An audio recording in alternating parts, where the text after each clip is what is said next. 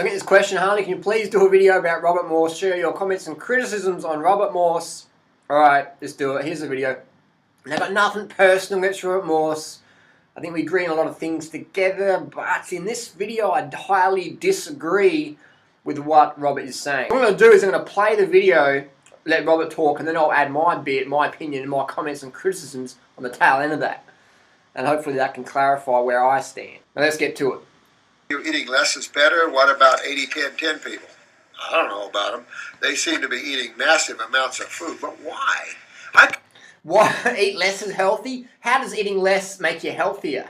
Look at anorexics. Anorexics live around about 1,200 calories a day. The anorexics healthy? No way. Anorexics have the highest rate of death of any mental disorder. That's a fact. Telling people we shouldn't have that much, we should have that much, eat less, that's fucking nonsense. That's promoting an orthorexic, anorexic diet. I see this all the time in the raw food world.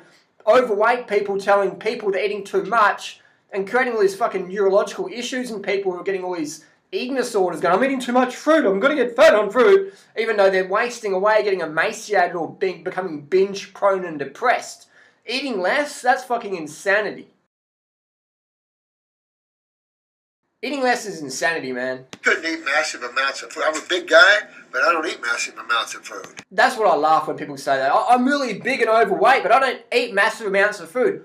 I ask these people, what are you eating that's making you overweight? It's what you eat, like my tea or something, but... Your tea's making you overweight?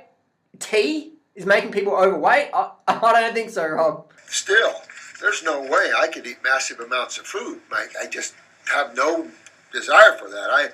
To force yourself. I'm sorry, big people eating big amount of calories. Simple as that. Simple as that. Big overweight people are overeating. Simple as that. To get carbs is stupid. So I'm not familiar with the 80-10-10. I don't waste my time reading stuff like that. Anyone in the raw food world who writes up 80-10-10 with that sort of arrogance doesn't deserve a viewership, in my opinion. About calories now, they consider the lower calories the better now. The lower calories, the better. Can you see, again, this is what I'm talking about. These people promoting this breatharian, orthorexic, anorexic mindset. The less calories, the better. Fuck, man. Haven't people ever heard of anorexics? And go to a hospital, man, with anorexics. Tell me these people are healthy people. They're not. They're sick. And they're eating less calories. They're calorie restricting. Calorie restricting is anorexia. It's the same fucking thing. You restrict your calories. You are anorexic. You are heading in that anorexic body weight. You are heading towards that paradigm of anorexia. Simple as that. You get an animal in nature and you restrict its calories, that's fucking going downhill. Simple as that. There's no exceptions. Post your comments down below. What is the animal in nature where you restrict its calories and it lives longer in nature? Don't give me some fucking worm study or whatever. Give me a real life study. That's what I want, a real life study.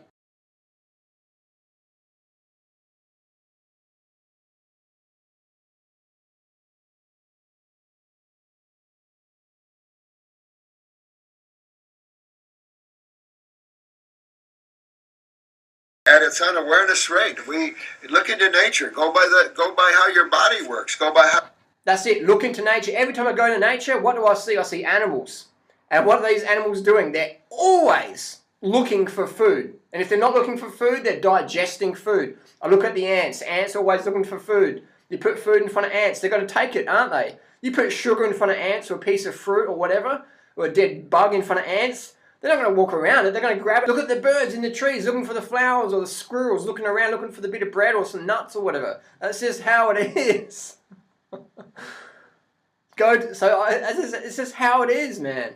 Animals are always feasting. Books and people are eating 60 bananas a day, and it's like, what the hell? A big old gorilla doesn't eat 60 bananas a day. I'll put $10,000 on it. You put 60 bananas in front of an orangutan or a big gorilla, they're going to fucking chow it down in an hour or two, or even less. I've got a friend who worked in Australia at the zoos, and I said, would a chimp eat 30 bananas a day? The chimp will easy fucking eat 30 bananas a day. Easily. A little bonobo weighs about 30-40 kilos, will eat about 3,500 calories a day. 34 kilos. And we got grown men like Robert Morse, who weighs maybe 100 kilos, telling him to not eat the same as a 30-kilo bonobo, so eat less than that. You know what I mean? It's just absolute subjective nonsense. 80-10-10, I think it's 80% fruits and vegetables, 10% protein, 10% bullshit, something like that. As a matter of fact, if you're getting energy from God or your higher self, but if you're open to the now and you're pouring that energy through, you don't need to eat a lot to get more energy from your fruits and vegetables. You're already filling the cells full of the right kind of energy, the God consciousness. So you don't have to overeat. The God people never overeat. Look at the yogas and stuff. They barely eat much. You know, when you start channeling the God force, you don't have to go eat it in the lower forms of food. That's where fruitarian, or the fruitarian and the breatharian comes. It's fruitarian, not fruitarian. Fuck. And then we go on about breatharianism. I won't get started about bringing breatharian because you know what I feel about that and how much fucking bullshit and nonsense that is. Anyone promoting breatharianism has no fucking clue, no idea about basic human physiology. They're just, I don't know what the fuck's going on there. So nothing personal against Robert Morse. This is my passionate disagreement here because I'm just sick of the nonsense that gets put around. So my question to Robert Morse is, if you're in the health industry, why do you sell cacao? Why do you sell coffee? These things are neurotoxic to the brain. They're liver toxic, they're kidney toxic, their whole endocrine system toxic. Why are you selling coffee and cacao when we know they're toxic items? So my other question would be, why are you selling bovine adrenaline capsule glandular thingies, little things in a plastic jar which are scraped off the slaughterhouse floor from the literally the adrenal glands from the cows at slaughterhouse pump. Can you imagine the amount of adrenaline in a cow's adrenal glands when it's getting slaughtered, the bolt gun that's kicking around? So that little adrenaline gland is the stimulant. It's fucking not giving people I mean, if you look up on the internet death from bovine adrenaline,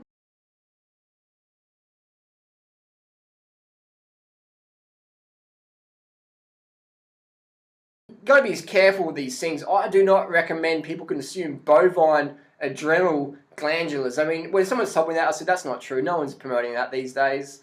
And then I looked on Robert's site and you're like, oh my God. Oh my God. And he's selling brain extract.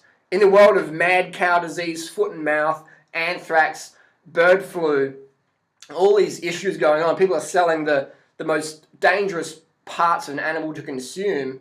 That's fucking nonsense. I don't promote any animal product consumption, just for the record there. I disagree, and I highly disagree with the consumption of these glandulars. Selling people cacao, coffee, brain DNA, bovine adrenaline, glandular...